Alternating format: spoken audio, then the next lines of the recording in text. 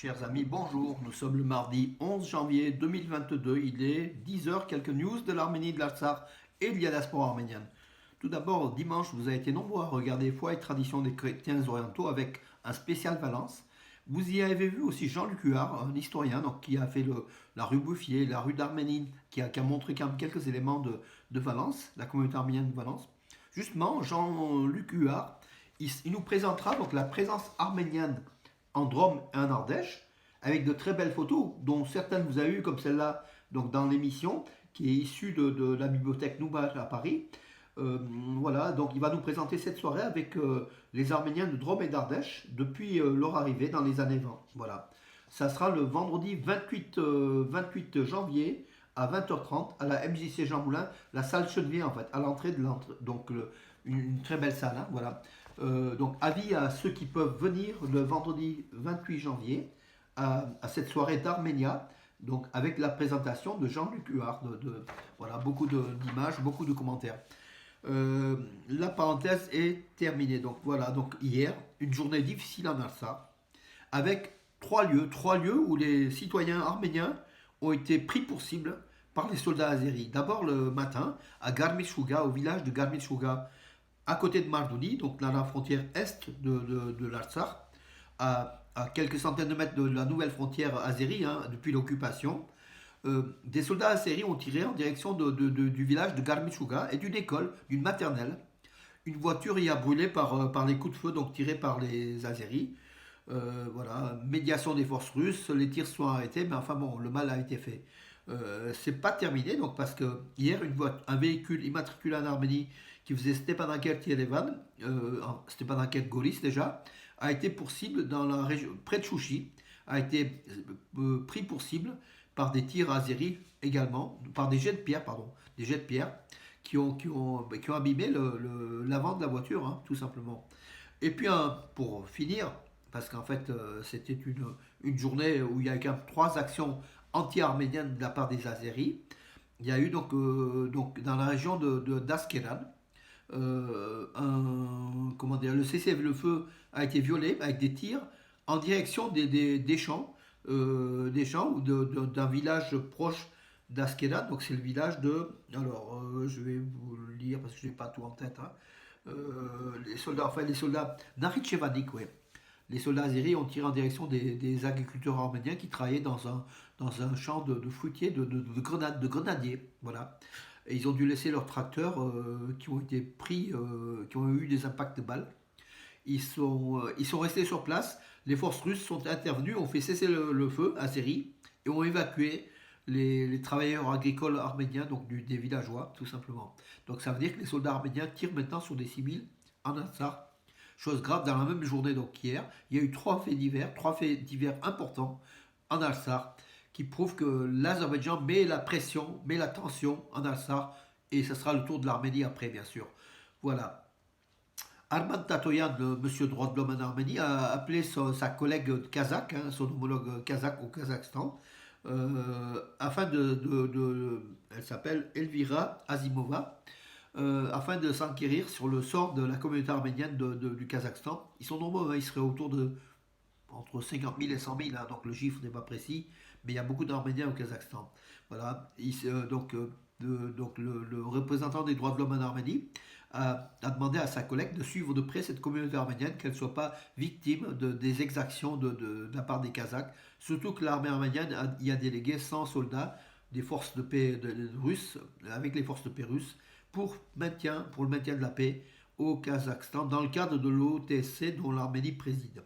Justement, hier matin, dans l'Arménie, Poutine, Pachinian, et à la demande de Pachinian, il y avait une rencontre par vidéoconférence de tous les chefs d'État qui sont membres de l'OTSC, y compris aussi donc le Kazakhstan à sa demande, puisque le Kazakhstan veut intégrer, c'est du pain béni pour Poutine, hein, donc c'était son rêve, au détriment de la Turquie, hein, qui a compté un mauvais coup, voilà, donc là, de la part des Russes. Pachinian a demandé une minute de silence pour toutes les victimes de cette guerre, de ces manifestations hostiles au gouvernement au Kazakhstan. Donc voilà, Pachinian a géré cette visioconférence avec bien sûr derrière Poutine hein, qui manie tout. Hein, voilà. Le président kazakh a remercié, donc il s'appelle Kassim Jomart Tokayev, a remercié Pachinian pour le fait d'avoir très vite développé le dossier de candidature du Kazakhstan et réalisé cette visioconférence, voilà, à quelques jours après la demande du président kazakh pour l'intégration. Bien sûr, la Russie était intéressée de le faire rapidement, hein, c'était inattendu même, voilà.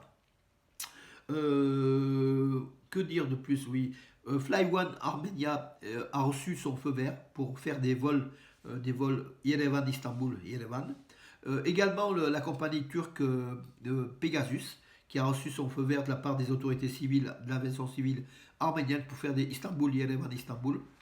Voilà, sur cette ligne Yerevan-Istanbul, il y a au moins deux lignes aériennes, donc Fly One et Pegasus, qui vont effectuer très très vite des vols. Je crois que Pegasus pardon, Mevlut Davutoglu, non pas Davutoglu, Mevlut, le, le, le, le chef de la diplomatie turque, avait dit que si l'Arménie accorde effectivement le droit à Pegasus de faire des vols, dès le mois de février, ces vols auraient lieu. Voilà.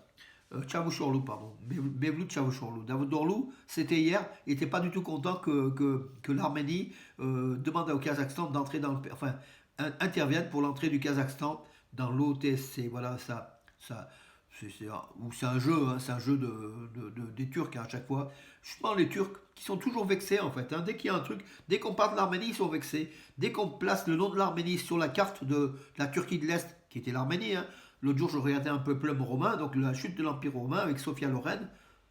Il parlait que de l'Arménie. Cette région, c'était l'Arménie. Il y a 2000 ans. Voilà. Donc, c'est pas d'aujourd'hui. Mais les Turcs sont vexés que, justement, dans une émission de Netflix, un feuilleton, voilà, une série, avec l'invasion des nazis donc, au Sud-Caucase, ils aient placé l'Arménie sur le territoire de la Turquie. Donc, voilà. Donc, ils n'étaient pas du tout contents que sur la carte figure Arménia, donc le nom de l'Arménie, sur cette carte de la Turquie. Ils ont protesté. Ils ont l'habitude de le faire. À chaque fois, ils sont vexés. Mais ils veulent à chaque fois changer l'histoire, quoi. Donc déguiser l'histoire. Pardon. Voilà, mes amis, écoutez, j'en ai fait. Oui, juste une nouvelle sportive aussi. Donc notre international arménien qui était Van Bijakcian, qui jouait à Žilina, donc à Zelina, pardon, en Slovaquie, qui marquait des buts. Hein. Il a été recruté par une équipe polonaise de première division, hein, de Ligue 1 polonaise. Donc le nom est un peu compliqué de cette équipe. Hein, donc voilà, c'est Pogoń Szezecin. Prononcez-le comme vous voulez. Pour moi, c'est Pogoń. Voilà. Excusez-nous, nos amis polonais. Nous avons des noms compliqués. Comme les Géorgiens d'ailleurs. Et vous, c'est encore pire. Avec ces noms SZC. ZECIN. Je ne sais pas comment on va le prononcer à chaque fois parce qu'il va marquer des buts hein, dans cette équipe-là, Van Picharchian. Voilà, à chaque fois on dira Pogoń, donc Pogoń S. Voilà, Pogoń S, c'est mieux.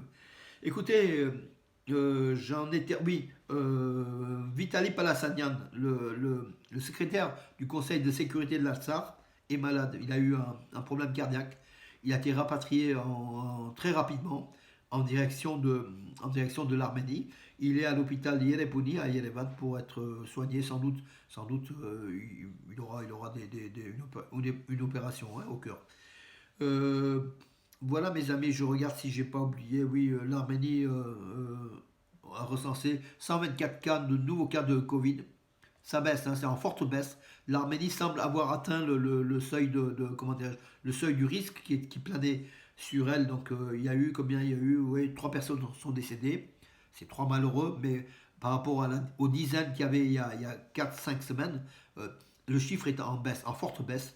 Mais l'Arménie a quand même payé, depuis le début du Covid, a eu plus de 8004 décès suite au Covid. Voilà.